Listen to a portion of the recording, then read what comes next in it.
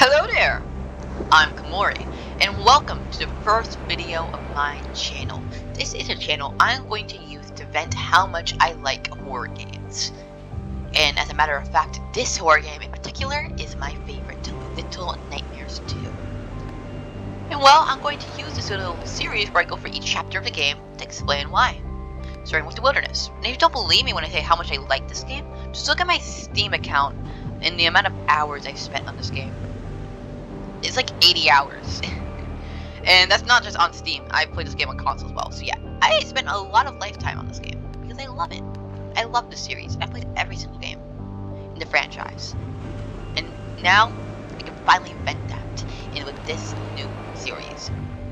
So here we go. New game. And as you can see, these are all of the chapters I have played. I have beaten this game many times now. And we're gonna start a new game, starting from this save file. So let's begin. And if you want me to upload more videos on the channel, I'd be happy to. Just leave a like on this video and just comment your thoughts on it.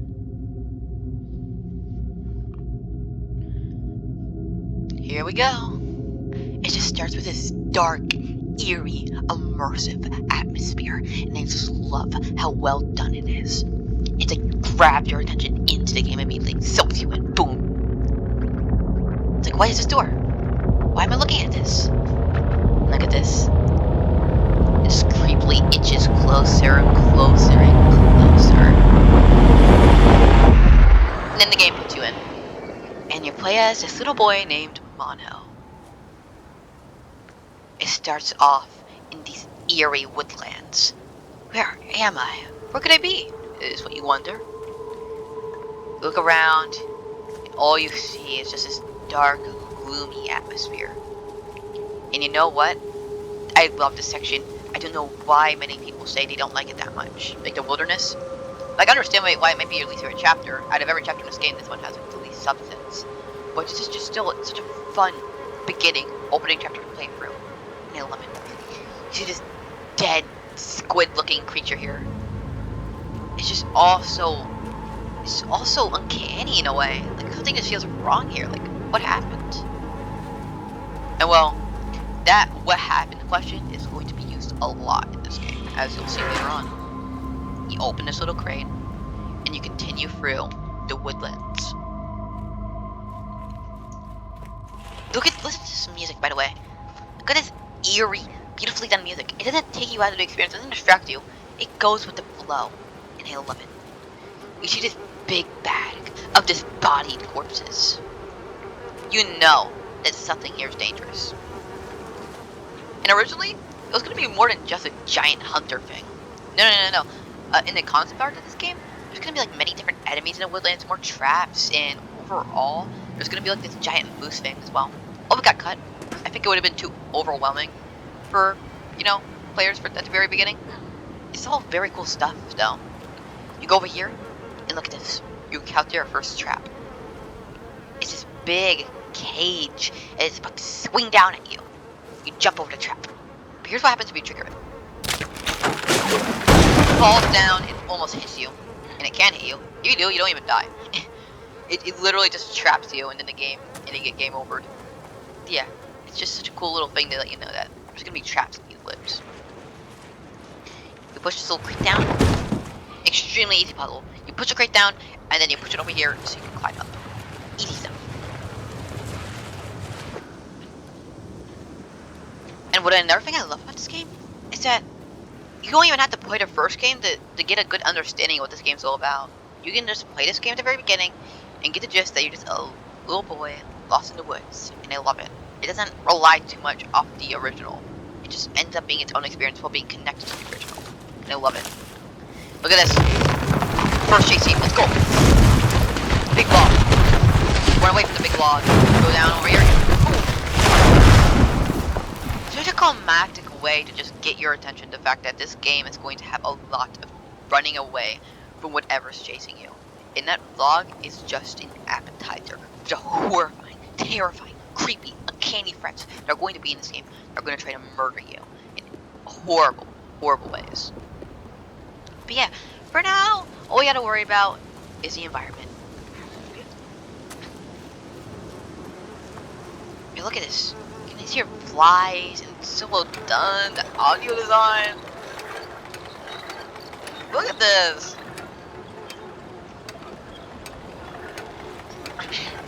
Yeah, continuing onwards now, past this little section. No, I'm gonna love this part. Like, let's look at this. Look at this music. Oh, beautiful. This game has such a good OST. This game has fantastic music. Fantastic. It's eerie, ominous, but captures the vibe of Little Nightmares extremely well. It fits the environment you're in. It doesn't feel out of place. It feels like it was meant to be there. And by the way, there's a very missable secret over here. There's actually like a secret cave section. This is very easy to miss because it's really like out of the way. But like, you can go down here. You can find like a shovel room. There's also a glitched remain down here. And you can get that glitched remain, and that will allow you to get the secret ending if you're able to collect all of those. A lot of them are in secret rooms, so they're actually pretty tricky to find, but yeah. So going through here, we're able to climb up here now. Easy gameplay. Like I said, this game starts pretty, slow build. The atmosphere is really eerie, and you're just going with the flow of what this game is all about so far. Just trying to survive in these dangerous woods. Later on, things kick in hard. So you put the shoe up here, and then you throw the shoe right over here, and yeah, really easy puzzle. Really easy. And it's super fun as well. Just doing these really easy, fun puzzles, messing around with the different traps that the hunter laid out. It's just such a nice way to keep you engaged in the experience. And I love this game. It constantly keeps you engaged. It never lets you get bored. It just gives you so much to do in each room. Just all these different puzzles you have to solve, and it moves over to the like hiding past the enemies and all that. I love it. And here's the thing I love about this game: combat. Boom. You're gonna be using different weapons to fight enemies later on. I love it. The original did not have combat, but this game, I love it. A lot of people say they hate the combat. Personally, I think it's really well done. I like it. It's enjoyable. I don't think it's as frustrating as people like to make it out to be. It's pretty simple once you get the hang of it. Oh yeah, I know this game like the back of my hand. I know like every single little secret in this game. There's like this secret room with like a dead animal. I'm not sure what animal this is, but it got caught by one of the hunter's traps. But yeah, it's just a nice little secret room, and there's another glitch remain in there as well. So yeah, just so you know, in case you wanna try to get all the glitch remains, check out all the secret areas.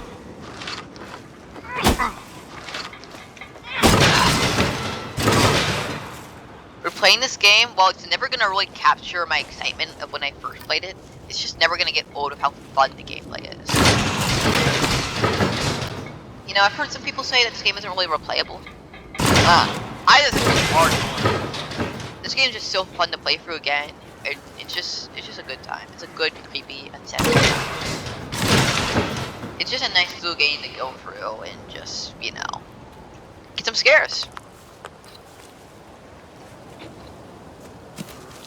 Come on, when it gets this last bear trap. And yeah, this is really satisfying. You can like throw the acorns on the bear trap, and it's so satisfying to hear one go plop.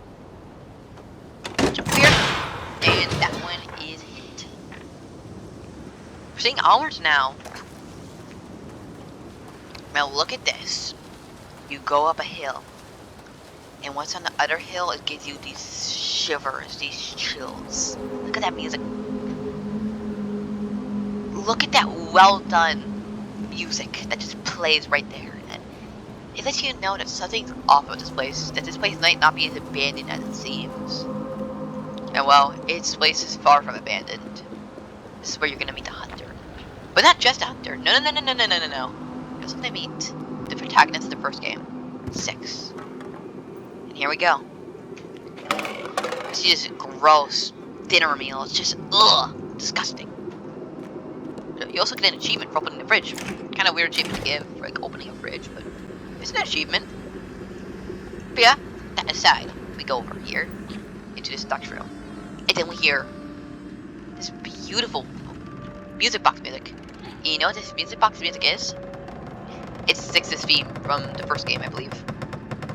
And oh my goodness, how much I love the way Just hear her music as you go down. It's fantastic foreshadowing that she is 6. And here's the thing.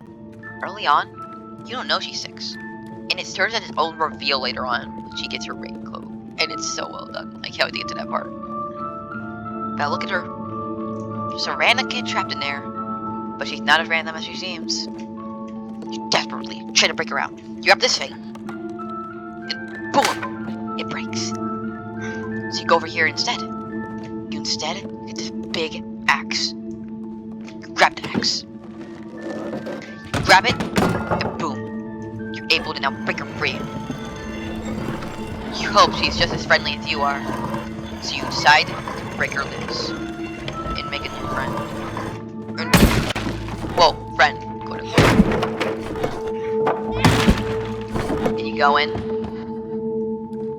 And you meet this stupid little traitor. But that aside. As much as I kind of hate 6 after the ending, she's just a fun companion. She's not like annoying like any other companions in games. Like she helps you out, and that's what I love about her. They make it just such a great duo. But yeah, she ditches Mono. She gets her to rejection. Sad times. And you go up here, and look at this. There is the picture of the signal tower drawn. I'm not sure if this is drawn by 6 or not. Like, I don't even know if she knows about the signal tower. But you can know how long she's been here for. You can, like, read up all these tally marks. She's been here for a while. Look at this. You can climb the hooks. Swing. It's fun. And notice how she has these murder box here. I love the foreshadowing for this later on. It in a way foreshadows the last section of the game. But yeah, she runs up. And this is where the game starts getting good. And you're about to see why. Keep your ears open for this part. You're about to hear some kick in. Hear that? Look at that beautiful audio design. Oh, by the way, I was about to say real quick. If you go in here, you can get your first hat. And if we go into my inventory, you can look at all my hats I have. Every single one unlocked. And speaking of collectibles, I've collected everything in this game. I've done every single achievement, and yet one of the achievements won't unlock for me. It's actually the Sick Kids achievement, which is preventing me from getting the Platinum Trophy, or whatever it's called. And that makes me so mad!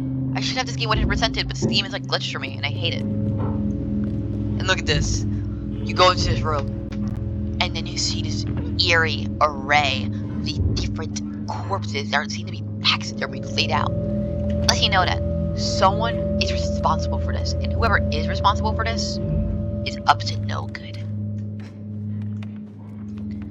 You go up into the next room, which is where 6 officially becomes your companion. The way they meet is just so heartwarming. You just make your like friend, little friend. It's like, hey, I'm not trying to kill you. Let's be companions. I like that. I like the vibe of the scene. She lets you help her out. You climb up here, and boom! You pull the ladder down, and she officially becomes your companion. Now, here's the fun thing about this: you can actually hold hands, and it's adorable. Look at them. You're like companions now, and I love it.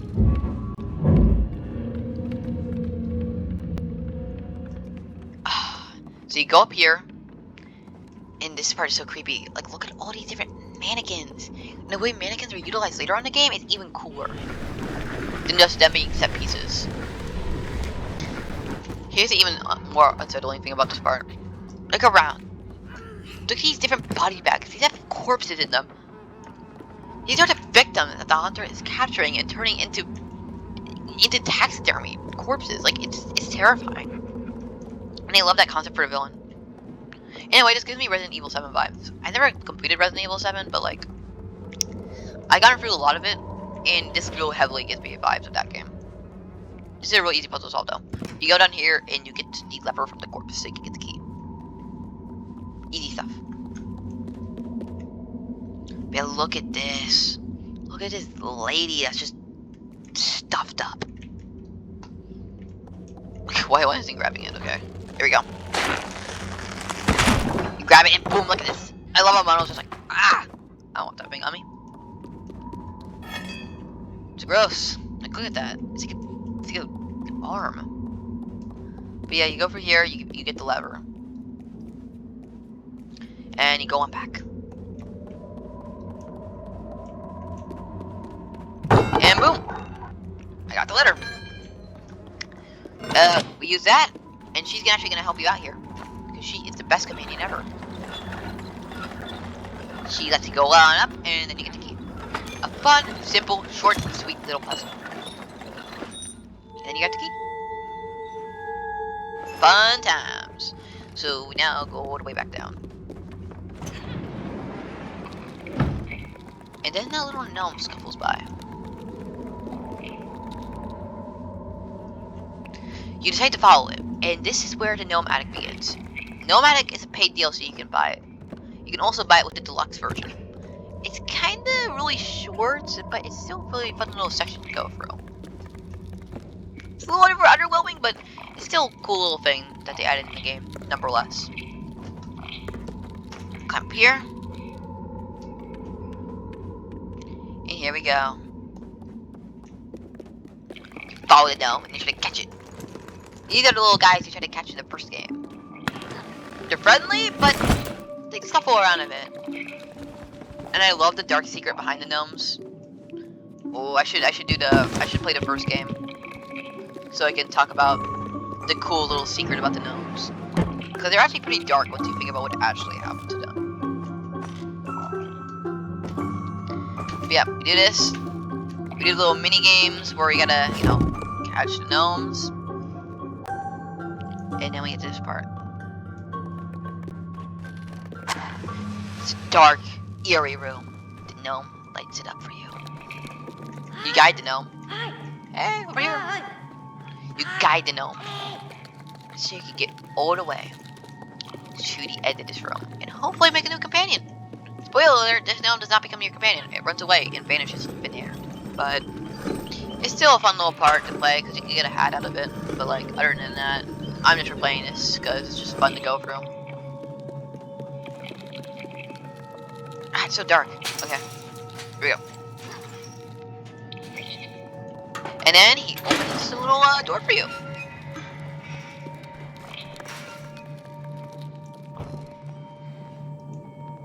He lights it up. And then you turn the lights on. Now, I could go back and go around and meet the gnome, but you don't actually meet the gnome. He literally just despawns, so I'm just going to go through. But yeah, when you first play this game and do this, you can get a hat. So keep that in mind.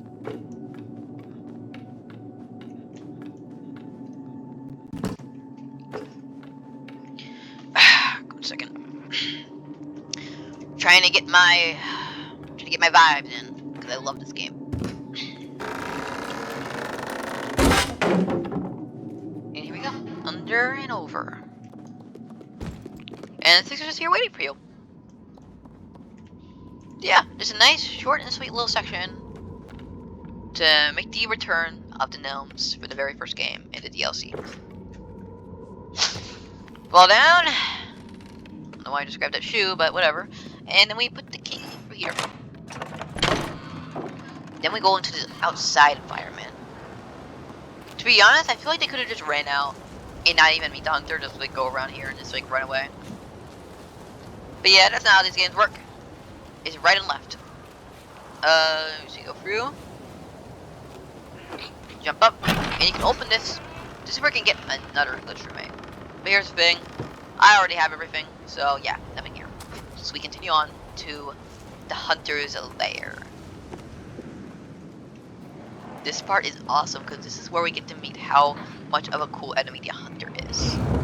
And you're about to see it. And I can't wait to gush over how much I love the hunter as an enemy in this game. Because he is one of the only long-range enemies in the Little Nightmares franchise. So here we go. Look at this. We're going forward. And then we just hear these breathing, this grasping. And then there he is, standing. A huge, tall, somewhat humanoid figure wearing a sack on their head. Stuffing seemed to be a dead pig or some type of animal. You notice a shotgun. You know you do not want to mess with this guy. You go over here, and you try to escape. But then, this happens. I'm not sure if you're able to hear me there. Because this gun is loud. But yeah.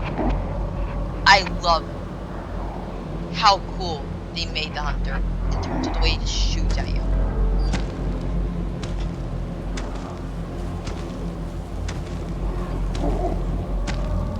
Yeah, we keep on going forward, and this is when you learn to grab hands. We're gonna die together. And here we go, we hide in the tall grass. This is so fun and unsettling. Boom! He notices you. You try your best to stay under the tall grass without getting seen by him. You get this eerie feeling that he might just see you. You keep on going. You try your very best not to get seen.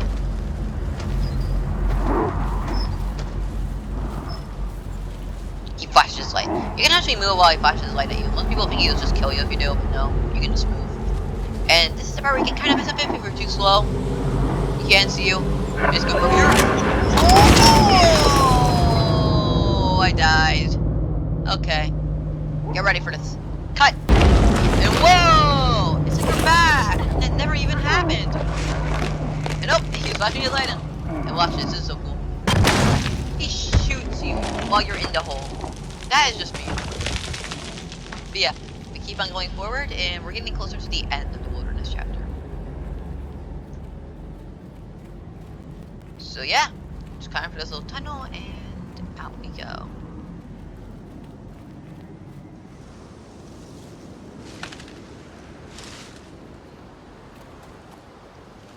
And well, the rest of the chapter begin.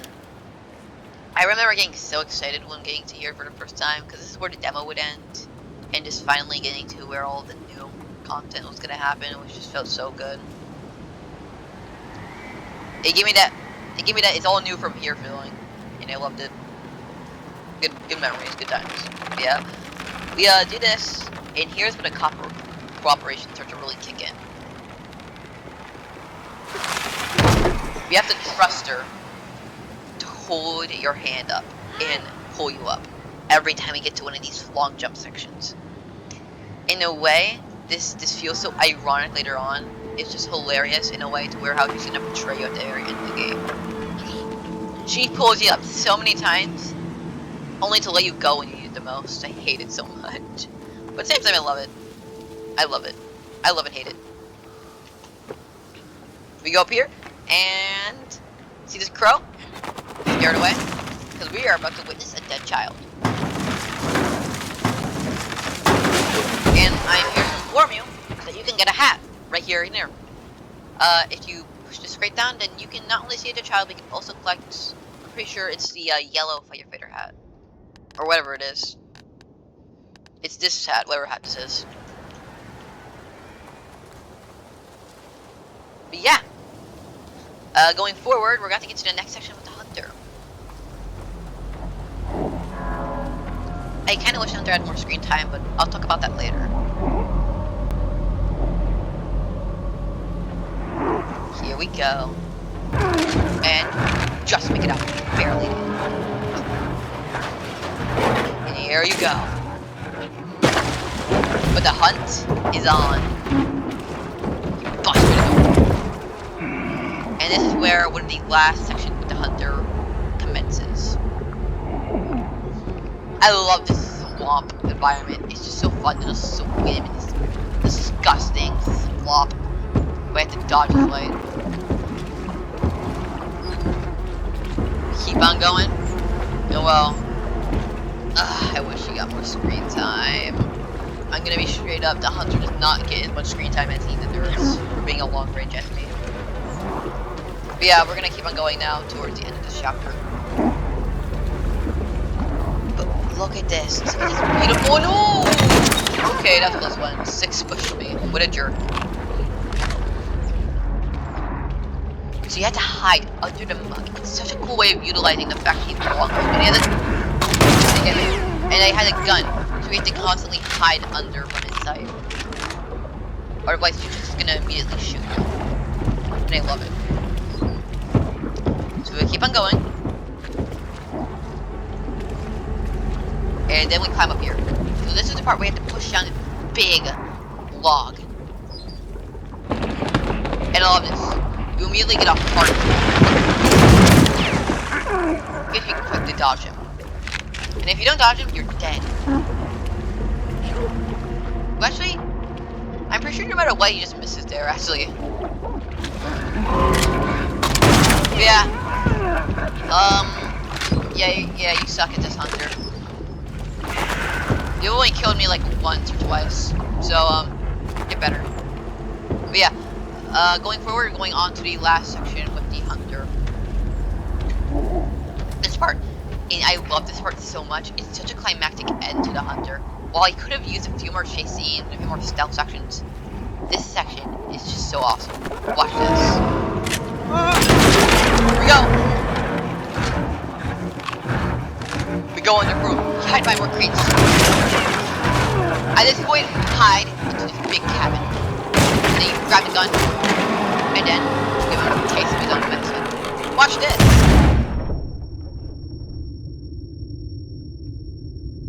Like I said, a taste of his own medicine. You shoot him in the body.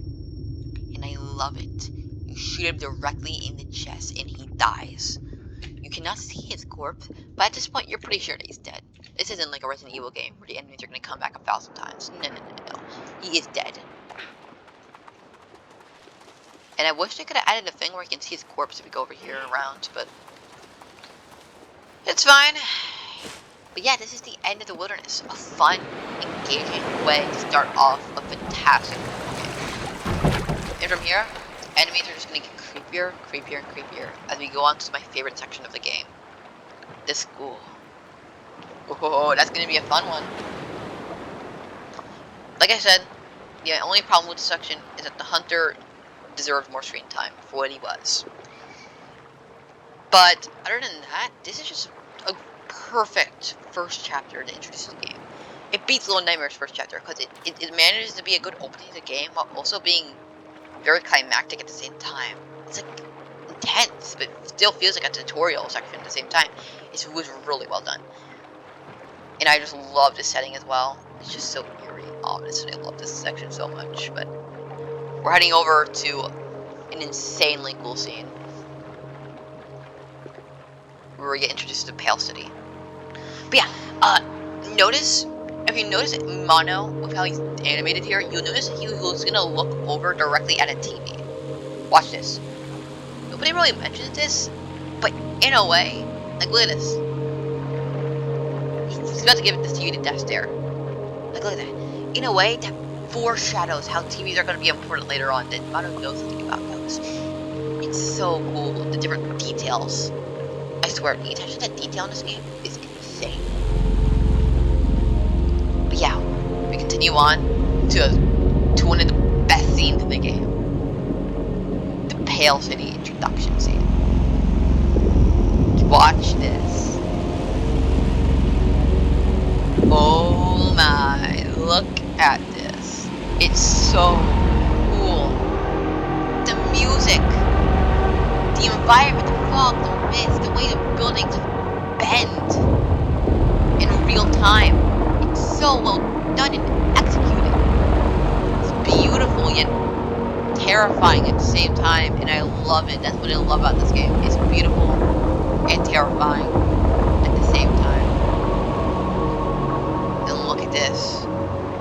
We are officially going to make a rival. What a beautifully done scene. I swear. I'm never gonna be joking when I say this game is my favorite game. You know, on this channel, I kinda wanna play more horror games that I like. Just so I can get my commentary and vent how much I love them. Because, I don't know, this is just a nice place for me to do that. So if you wanna see more videos on the channel, like, comment, subscribe, you know. Maybe I'll get around to making some more videos. That'd be fun. But yeah. Look at this. We officially arrive at the Pale City. the very, very true beginning to how dark this adventure is going to become and how creepy it's gonna get. I love it. But yeah, this is actually where I'm gonna end off the video. I'm going to go through chapter by chapter, and eventually I'm going to post my chapter 2 video, where I play through chapter 2 of the game, the school, which is my favorite section of the game, because I love the teacher enemy. And I can't wait to talk about how much I love that enemy so much. But yeah, I'm gonna end off the video here. Thanks for watching. Yeah, sub 6. Yeah. See ya, sucker.